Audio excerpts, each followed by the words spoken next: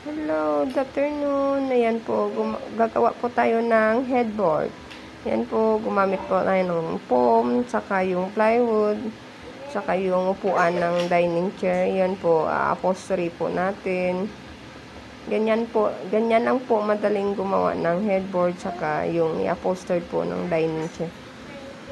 Kailangan po natin yung leaderette para sa headboard, saka yung pangtali, button.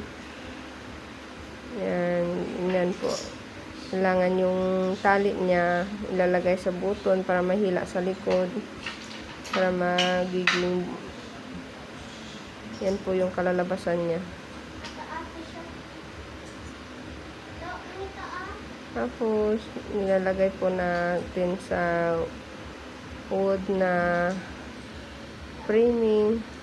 Yan na po yung actual na gawa namin. Ayan po yung sa dining.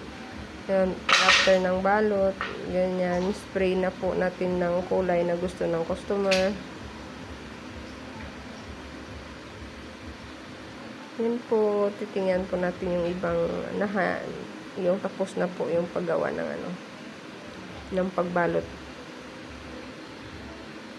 Ayan po, yan pong dining niya. Nagre-request kasi ng customer yung color niya. So, pininturahan po ng chocolate brown. Yan, ready na po sa delivery.